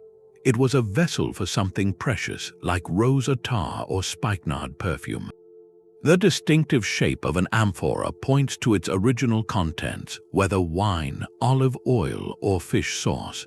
By mapping where these containers are found, we can trace the routes of the liquids they carried, even after the liquids themselves have evaporated centuries ago. Sometimes science can detect the faintest chemical whisper. Residue analysis, a technique where scientists examine the microscopic traces absorbed into pottery, can identify the remains of ancient substances. A seemingly empty ceramic jar from a shipwreck might, under analysis, reveal the chemical signature of frankincense or myrrh. A cooking pot from a merchant's house might still hold the molecular ghost of peppercorns or turmeric. These residues are the closest we can come to physically touching the cargo itself, offering definitive proof that a specific good was present at a specific place. Written records, while biased, provide another layer of indirect evidence. A customs document from a pharaoh's warehouse might list the taxes paid on a shipment of cedar logs from Lebanon. A merchant's letter found in the Cairo Geniza, a medieval repository, might complain about the high price of indigo dye in Aden. These texts give us names, quantities, and values, allowing historians to assign economic weight to goods that have otherwise disappeared. They tell us that pepper was worth its weight in silver, that Chinese silks were prized above all other fabrics in Rome, and that the purple dye from the murex snail funded entire Phoenician cities. Iconography, the study of images, offers a visual catalogue. A fresco in a Minoan palace might show figures wearing elaborately patterned textiles, suggesting a trade in both cloth and the complex looms or dyes needed to create them. A relief on an Egyptian temple might depict envoys from the land of Punt bringing stacks of aromatic resin and live myrrh trees. These images confirm that such goods were not only traded but were significant enough to be memorialized in art, denoting their high status and cultural importance. This painstaking work of reconstruction reveals a crucial truth. Our picture of ancient trade is still profoundly incomplete. We have mapped the ports and the ships, but we are only beginning to understand the true composition of the wealth that flowed between them. The silent stones of Siraf or Muziris witnessed a sensory symphony of commerce, the heady smell of sandalwood, the brilliant flash of dyed cotton, the sharp taste of peppercorns, the smooth weight of ivory. These were the experiences that defined the marketplace, the very reasons these networks existed. To acknowledge their invisibility is to admit the limits of our knowledge, but also to open a more imaginative space. It forces us to remember that history is not just about what survives, but about what was most alive. The silent whispers of pottery shards and shipwrecks are now being amplified by the hum of computers. While a single artifact tells a local story, understanding the global system requires a different kind of vision, one that can see across continents and centuries simultaneously.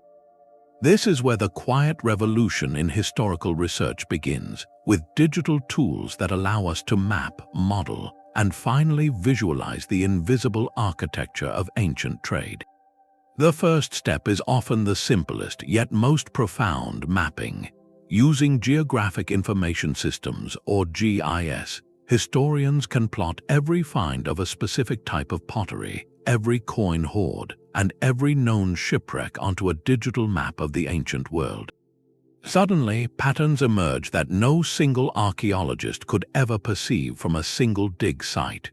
For instance, mapping the distribution of a particular Roman amphora type reveals not just that it reached India, but the precise coastal nodes where it was most concentrated, suggesting the main hubs for redistribution inland.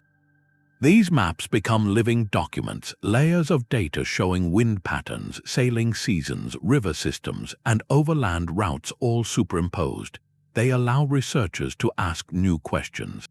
Was a port's success due to its natural harbor or its position at the confluence of two major overland routes? By seeing the geography through the lens of data, the strategic logic of a forgotten city like Mantai or Archaeology becomes stunningly clear, its role as a pivot point visually undeniable. Beyond mapping static finds, network analysis takes this further, applying mathematical models to understand the relationships between ports. Think of each port as a dot on a vast web. A line connects two dots if trade goods moved between them. Network theory then helps historians analyze which dots were the most connected, the most central to the entire system. These are the super hubs, the places that, if removed, would cause the entire network to fragment. This analysis often confirms the importance of legendary ports like Alexandria, but it also reveals surprising candidates, smaller ports that acted as critical bridges between major regions. A port might not have the most impressive ruins, but network models can show it was an essential shortcut, a place where information and goods transferred efficiently from one sub-network to another, like a crucial interchange on a modern highway system. This moves us from simply listing trade goods to understanding the resilience and vulnerability of the entire system. It helps explain why the collapse of a single hub like Siraf could reroute global traffic for centuries. Perhaps the most transformative tool is the digital reconstruction, which breathes life back into silent ruins. Using data from excavations, architects and historians collaborate to create three-dimensional models of these lost harbors. We are no longer looking at a foundation stone, we are virtually standing on the wharf. We can see the scale of the warehouses at Portus, understanding how barges navigated its hexagonal basin. We can visualize the canal network of Archaeology from above, grasping its engineered precision as a machine for moving cargo. These reconstructions are not just artistic guesses, they are hypotheses built from measurements, soil samples, and historical accounts, allowing scholars to test theories about capacity, workflow, and urban life. Could the dock at Muziris have handled 50 ships in a season? A digital model can simulate the traffic, testing the idea against the physical space. This shifts the study of forgotten ports from isolated site reports to a dynamic, systems-level understanding. We are no longer just digging up history, we are beginning to simulate it, to run experiments on the past. These digital tools offer a powerful correction to the fragmented, text-based history we inherited. They allow us to see the ancient world not as a collection of isolated civilizations, but as a pulsating, interconnected organism, with trade routes for arteries and ports for vital organs. The ghosts of globalization are finally stepping into the light, rendered not in myth but in data and vivid, virtual stone. The past is never truly gone, it simply changes shape. The rediscovery of these vanished ports does more than fill museum cases. It actively reshapes how nations and regions understand themselves in the present day. In southern India, the archaeological confirmation of Muziris is not merely an academic triumph. It has become a powerful symbol of Kerala's ancient cosmopolitan identity, a tangible link to a time when this coastal region was a global player long before the age of European empires.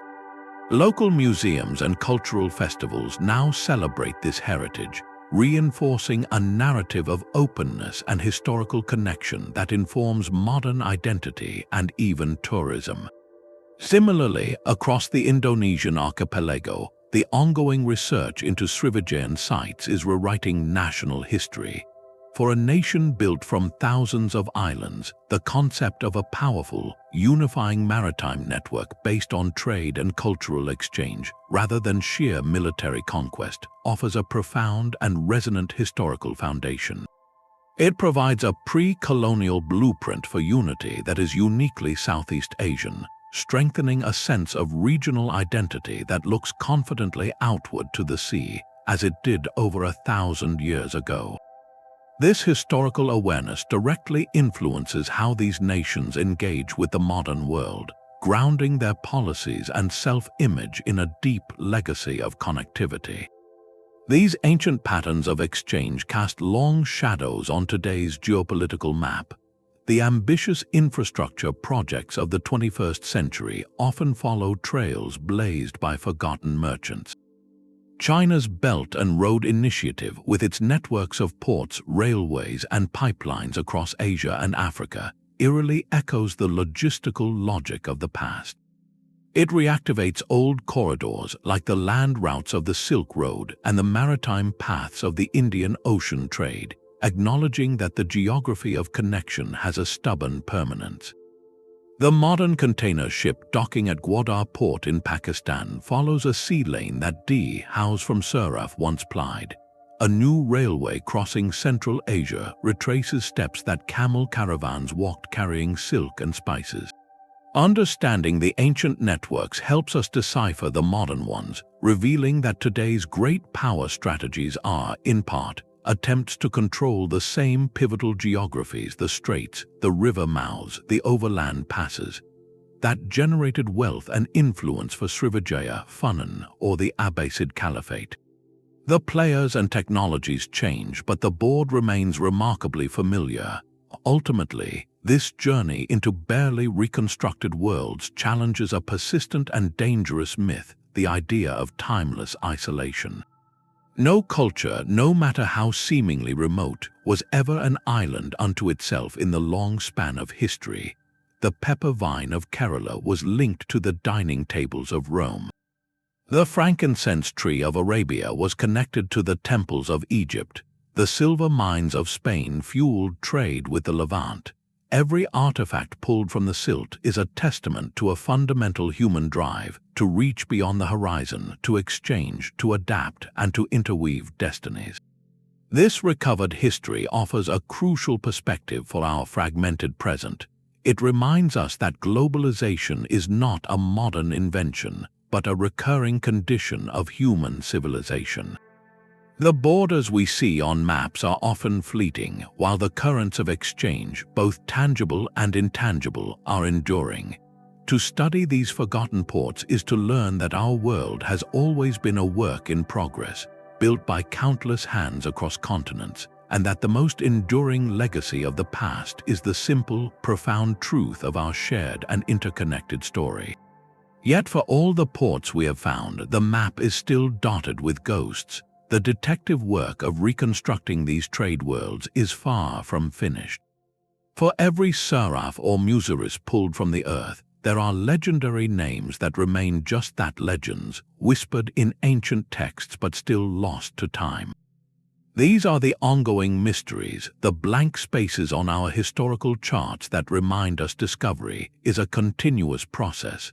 Consider the tantalizing references to Chryse and Argire, two fabled ports mentioned by Greco-Roman geographers. These names, meaning the Golden and the Silver Isles, were said to lie somewhere in the Southeast Asian archipelago, possibly in Sumatra or the Malay Peninsula. They were described as rich sources of precious metals and aromatics, critical nodes in the Eastern trade, but their precise locations have never been confirmed. Were they major city-states like those of the Srivijayan realm, or perhaps more modest trading posts whose names were glorified by distant travelers? Every new archaeological survey in those regions carries the potential to turn a myth into a mapped coordinate. Similarly, the early footprint of the Phoenicians along the North African coast outside of Carthage remains shadowy. Ancient sources speak of trading posts and harbors established along the shores of modern-day Libya, Tunisia, and Morocco. While we know the later, grander Punic cities, the earliest, simplest way stations, the first places where Phoenician sailors bartered for goods with local communities, are often buried under centuries of silt or later Roman construction. Finding these foundational sites would reveal the very first tentative threads of a network, that would eventually weave the entire Mediterranean together. Even in well-trodden regions like the Indian Ocean, questions persist. The exact configuration of the early medieval port of Sohar in Oman, celebrated in stories as the birthplace of Sinbad the Sailor, is still being pieced together through fragmentary excavations. Each of these elusive names represents a missing link in a global chain. Their continued mystery underscores a vital point. History is not a solved puzzle sitting on a shelf. It is a narrative we are constantly rewriting, one shard of pottery at a time. Every time a storm erodes a coastline or a farmer plows a new field, there is a chance a new clue will emerge. A single inscription, a unique coin hoard, or the outline of a wharf detected by ground-penetrating radar can overturn decades of scholarly consensus. This is the thrilling, unfinished nature of the quest. The stories of these lost ports are not closed books, but manuscripts with missing pages, waiting for the next tide or the next trowel to reveal a line. The search for a lost city begins not with a shovel but with a scan. Uncovering these vanished ports is a science of subtlety, a process of seeing what the landscape itself has tried to hide. It is a far cry from the romantic image of a lone explorer stumbling upon ruins in the jungle. Today's discoveries are deliberate, methodical, and often start from hundreds of miles above the Earth. Satellite imagery and a technology called LiDAR, which stands for light detection and ranging, have revolutionized the field. From space, cameras can detect slight variations in vegetation health. Lush green crops might grow over buried stone foundations that retain more water, while parched, stunted plants might reveal the outline of an ancient road or canal hidden just beneath the soil. This creates a ghost image of a city, a spectral blueprint visible only from the heavens. LiDAR takes this further, especially in dense forest regions like those in Southeast Asia or Central America. Mounted on a plane or drone, LiDAR fires millions of laser pulses at the ground. These pulses penetrate the thick canopy of leaves and bounce back, creating a precise, three-dimensional map of the ground surface beneath the trees. In an instant, what looked like an impenetrable jungle from the ground is revealed from above to be a carefully planned urban grid, with temple mounds, canals, and plazas etched into the digital terrain. This is how researchers have recently mapped vast, previously unknown Mayan cities and clarified the sprawling canal networks of places like Io, seeing the grand design that was invisible to anyone standing within it. Sometimes the sea itself becomes an unwilling partner in revelation. Coastal erosion, while a threat to modern communities, can act as a natural archaeological survey. As waves eat away at a shoreline over decades, they can expose structures that have been buried for centuries. A severe storm might scour away several feet of sand, revealing the stone foundations of a Roman breakwater or the waterlogged timbers of a medieval wharf. Fishermen dragging nets along the seafloor have occasionally snagged not fish, but ancient amphorae, leading archaeologists to undiscovered shipwrecks that point directly to lost trade routes. This slow, relentless work of water and wind occasionally peels back the curtain, offering a fleeting glimpse of a submerged past before it is covered again. Yet the most powerful tool often remains the oldest, the written word. Historians scour ancient texts not for literal maps but for clues. A Greek merchant's manual, like the Periplus of the Erythraean Sea, might describe sailing for 40 days from a certain headland to reach a port famed for its pearls. A Chinese dynastic history might note that a kingdom to the south sent tribute of rhinoceros horn and tortoise shell. These fragments give researchers a geographic and economic profile. They then take that profile to the most logical landscapes, systematically surveying river deltas, sheltered bays, and estuary systems that would have made natural harbors. They walk fields in carefully spaced lines, a method called a pedestrian survey, scanning the ground for pottery fragments, which are virtually indestructible and the most common sign of human habitation. A concentration of foreign pottery in a specific area, especially near a defensible hill or a freshwater source, becomes a powerful clue. Ground-penetrating radar can then be used to peek beneath the soil without digging, revealing the outlines of walls or pits. Only after all these non-invasive techniques suggest something significant do the careful, square excavations begin. This meticulous, multi-stage process is what validates the entire historical reconstruction. It proves that finding a site like Muziris or Thonis-Heracleion was not a lucky accident. It was the result of cross-referencing textual clues with geographical logic, then applying cutting-edge technology to confirm a hypothesis. The broken pottery, the sunken stones, and the silent coins are not isolated curiosities. They are data points recovered through rigorous science. This systematic approach turns legend into evidence and speculation into fact, allowing us to rebuild those whispered trade worlds with a confidence that the ancient merchants themselves would likely recognize. So the fragments begin to assemble into a new map, from the Persian Gulf to the Mekong Delta, from the Swahili coast to the Baltic Sea. These forgotten ports are not isolated curiosities. They are the scattered pieces of a single, fragmented globe, a pre-modern world humming with connection long before the age of steam or satellite. The true conclusion of this investigation is not just a list of lost cities, but a fundamental reimagining of history itself. For centuries, the dominant narrative presented a planet of separate civilizations, occasionally bumping into each other through conquest or the occasional caravan. The story was one of isolation, punctuated by brief, dramatic contact. The silent testimony of these harbors dismantles that idea completely. What they reveal, collectively, is a patchwork of overlapping, resilient trade spheres, each with its own logic and its own architects. The Indian Ocean was not a barrier, but a highway navigated by Arab and Persian dhows, Indian and Malay jong, and Swahili mteep, all following the predictable rhythm of the monsoons. The Mediterranean was a unified economic space long before Rome called it Mare Nostrum, its currents carrying Minoan oil, Phoenician silver, and Greek wine. The deserts of Africa and Asia were not voids, but seas of sand traversed by camel caravans that linked the gold of West Africa to the salt of the Sahara, and the books of Timbuktu to the scholars of Fez. This was a system built on diversity, not dominance. It was driven by Tamil pepper merchants in Muziris, Armenian financiers in Isfahan, Swahili stone town elites in Hedeby, and Malay harbor masters in Srivijaya. These were the original globalizers, operating in a multipolar world where power was often commercial and cultural, rather than purely imperial. The fabled Silk Road we now see was just one strand in a much thicker cable.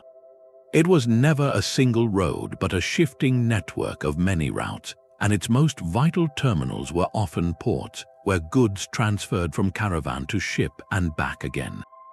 The full, complex map of this ancient globalization is only now being redrawn, not from the decrees of emperors, but from the sunken stones of its harbors, the foreign pottery in its warehouses, and the whispered loanwords in its marketplaces.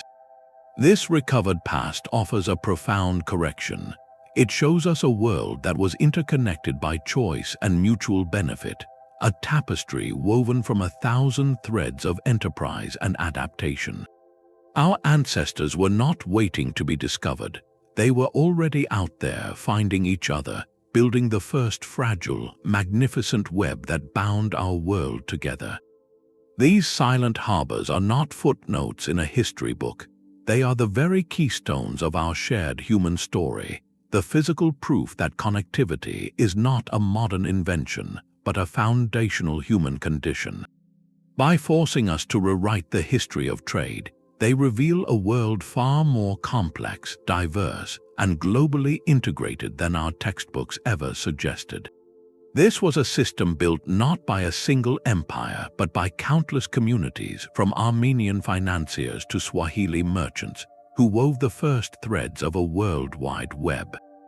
Their story highlights a profound fragility in our historical memory, how entire networks of knowledge and exchange can vanish, leaving only whispers in the sand. Yet it also demonstrates the enduring power of a single broken pot, a sunken anchor, or a foreign coin to resurrect those lost worlds from oblivion.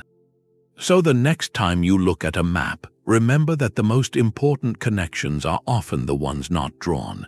Consider what other forgotten hubs, what other pivotal way stations of human exchange might still lie hidden, waiting for their story to be told. With each one we find, the map of our past grows larger, more connected, and infinitely more human.